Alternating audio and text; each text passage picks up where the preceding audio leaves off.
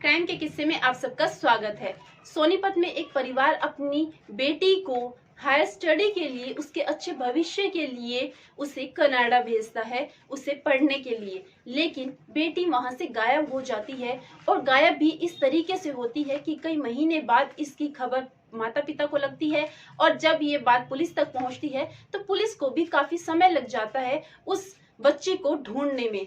और जब वो बच्ची मिलती है, यानी कि मोनिका नाम की जो लड़की है वो मिलती है, तो उस समय उसे देखकर हर कोई हैरान था। जिस हालत में वो मिली थी उसे देखकर पुलिस भी हैरान थी, परिवार वालों का भी रो रो कर बुरा हाल था। आदाब, नमस्कार, सत श्री अकाल। क्राइम के किस्से में सुनाई जाने वाली कहानी अगर आप लोगों को पसंद आती है तो चैनल को लाइक करें, सब्सक्राइब करें और बेल आइकन दबाना ना भूलें। दोस्तों, आज की जो कहानी मैं आप लोगों को सुनाने जा रही हूँ, ये कहानी है हरियाणा के सोनीपत जिले के पास में एक गांव है गुमड़, जहां पर एक मोनिका नाम की लड़की जिसकी उम्र 23 साल है, 2017 में वो अपनी मौसी के यहाँ पर रहने आई थी और रहने के बावजूद उसने अपनी पढ़ाई कंप्लीट करी। और पढ़ाई कंप्लीट करने के बाद माता पिता ने, मौसी ने ये सोचा कि उसको हायर स्टडी के लिए कनाडा भेजा जाए। जब उसको कनाडा भेजते हैं तो कनाडा भेजने के बाद में उस लड़की का कुछ भी पता नहीं चल रहा था। कुछ दिनों तक तो उससे बात हुई, लेकिन जब उससे बात नहीं हो पाई परिवार वालों की, तो परिवार वालों ने पुलिस वालों के पास में 26 अक्टूबर 2022 में रिपोर्ट दर्ज कराई। और रिपोर्ट दर्ज कराने पर पुलिस को बताया कि उनकी बेटी कनाडा गई थी और वहां से वो गायब है। ना तो उसका 5 महीने से फोन लग रहा है और ना ही उससे बात हो रही है। जब पुलिस ने ये बात सुनी तो पुलिस ने इसमें काफी ढील बरती और काफी हद तक पुलिस ने इसमें लापरवाही करी थी। रिपोर्ट दर्ज तो हुई, लेकिन पुलिस ने उस बच्ची को, उस लड़की को नहीं ढूंढा। फिर 28 अक्टूबर 2022 को दोबारा से परिवार वाले पुलिस थाने पहुंचते हैं, एसपी से मिलते हैं। लेकिन एसपी से मिलने के बाद भी इस केस में कोई कार्रवाई नहीं हो रही थी। माता पिता परेशान थे। जिस घर में, मौसी के घर में मोनिका रह रही थी, वो भी परेशान थे।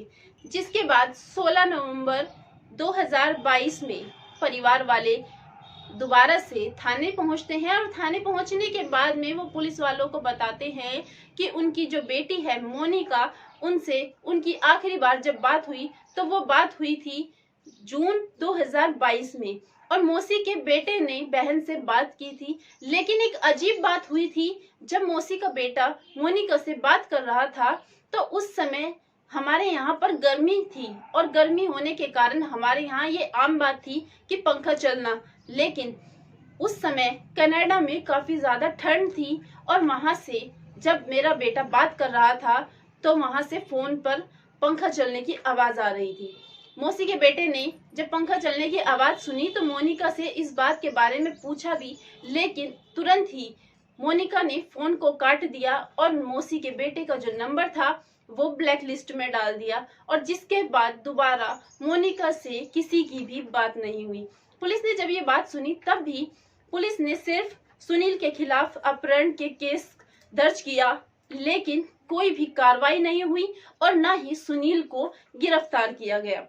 परिवार वाले काफी परेशान हो रहे थे। पुलिस की तरफ से जब कोई कार्रवाई नहीं हुई तो आखिर में परिवार वाले 3 दिसंबर 2022 को अंबाला में गृह मंत्री अनिल विज से गुहार लगाते हैं और कहते हैं कि उनकी बेटी का पता लगवाइए, उनकी बेटी कहाँ है। कई महीने बीत चुके हैं लेकिन उनकी बेटी का कोई पता नहीं है। पुलिस वालों के पास भी उन्होंने काफी धक्के खा लिए हैं, लेकिन कोई भी उनकी सुनवाई नहीं कर रहा है। जिसमें अनिल विज आईजी रोहतक रेंज से बात करते हैं और भिवानी पुलिस को ये केस सौंपा जाता है। जब भिवानी पुलिस को ये केस सौंपा गया तो पुलिस वालों ने परिवार वालों से बात की और परिवार वालों ने अपना शक जाहिर किया, आरोप लगाया कि जो मोनिका अपनी मौसी के यहाँ गुमड़ गांव में रहती थी, गुमड़ गांव में मौसी के पड़ोस में रहने वाला एक व्यक्ति था सुनील, जो शादीशुदा था, 2 बच्चों का वो बाप था और जिसके साथ में मोनिका का अफेयर चल रहा था, वो उससे प्यार करती थी। और जब ये बात परिवार वालों को पता चली तो परिवार वालों ने इसमें अपनी नामंजूरी दिखाई, उनके खिलाफ में बातें करी, जिससे सुनील इस बात से खफा था और उन्होंने अपनी बेटी मोनिका को सुनील से पीछा छुड़वाने के लिए उसे कनाडा भेज दिया ताकि वो अपनी पढ़ाई भी पूरी कर सके और सुनील से उसका मिलना जुलना भी बंद हो सके। जब पुलिस वालों ने ये बात सुनी तब पुलिस वालों ने परिवार वालों के बताए द्वारा सुनील को ढूंढा, लेकिन सुनील भी गायब था। जैसे कि मोनिका गायब थी उसी तरीके से सुनील भी गायब था। अब पुलिस का शक पक्का हो रहा था, कहीं ना कहीं पुलिस को भी परिवार वालों की बात पर विश्वास हो रहा था। अगर सुनील मोनिका की गुमशुदगी में, उसके गायब होने में उसका कोई हाथ नहीं था तो सुनील को अपने घर पर होना चाहिए था, जबकि सुनील भी काफी समय से गायब था। पुलिस ने उसके बाद सुनील का रिकॉर्ड खंगाला, जिसमें पुलिस को पता चलता है कि जो सुनील है वो एक क्रिमिनल टाइप का इंसान है। 7 केस उसके ऊपर ऑलरेडी चल रहे हैं। जब पुलिस ये बात देखती है तो पुलिस को शक हो चुका था, कहीं ना कहीं यकीन पक्का हो चुका था कि सुनील का ही हाथ है मोनिका को गायब करने में। तब पुलिस सुनील का पीछा करती है, उसके बारे में पता करती है और जब पता किया जाता है तो सुनील को उत्तर प्रदेश के मुजफ्फरनगर से पकड़ा जाता है और वहां से जब उसको पकड़कर लेके आते हैं तो उससे बात करते हैं, उससे पूछताछ की जाती है और जब सुनील अपनी बात से मुकरता है तो पुलिस सुनील के साथ में सख्ती करती है और सख्ती इतनी ज्यादा की जाती है कि सुनील अपनी हर बात को बयां करता है। जो बात सुनील बताता है उसे सुनकर पुलिस भी हैरान हो जाती है।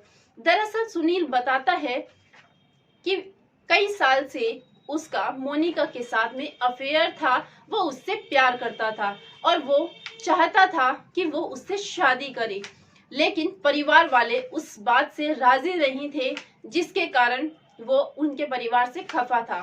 और जब उसे पता चला कि मोनिका के परिवार वालों ने मोनिका को कनाडा पढ़ने के लिए भेज दिया है तो उस बात से उसे काफी गुस्सा आया और वो चाहता था कि वो भी मोनिका के साथ साथ कनाडा में सेटल हो जाए, क्योंकि सुनील 2 बच्चों का बाप था। पहले से उसकी पत्नी थी, लेकिन उसकी पत्नी के साथ में उसकी अनबन रहती थी और वो अपने रिश्ते से खुश नहीं था, जिसके कारण वो मोनिका से जुड़ा हुआ था।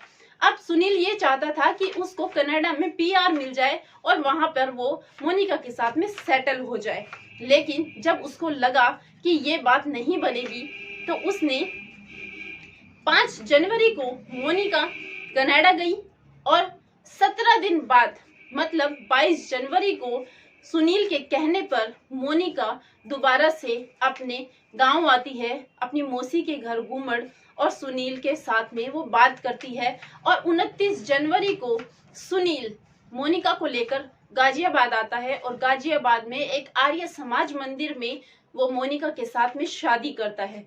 शादी करने के बाद मोनिका 30 जनवरी को दोबारा से कनाडा चली जाती है और कनाडा जाने के बाद में फिर से इन दोनों की जो बातें थी वो शुरू हो जाती है।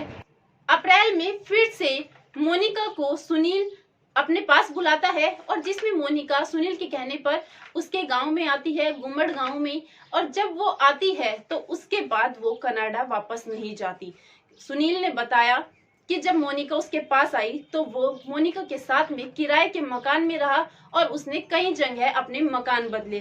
मोनिका के साथ में वो रहता रहा, लेकिन दोनों के बीच में अनबन होनी शुरू हो चुकी थी, छोटी छोटी बातों को लड़ाई होनी शुरू हो चुकी थी और जिससे सुनील काफी गुस्से में था। जिसके बाद सोनीपत के पास में एक गांव है झंझारा, और इसी झंझारा रोड पर बने हुए फार्म हाउस, जो सुनील का ही फार्म हाउस था, जो उसने एक आदमी के फार्म हाउस पर कब्जा किया हुआ था, उस फार्म हाउस में सुनील मोनिका को लेकर जाता है किसी बहाने से, और जब वो वहां पर लेकर जाता है तो वो उसके साथ में वहां पर भी बहस करता है और बहस इतनी ज्यादा बढ़ जाती है कि वो मोनिका के सर में 2 गोलियां मार देता है और गोली लगते ही मोनिका मर जाती है।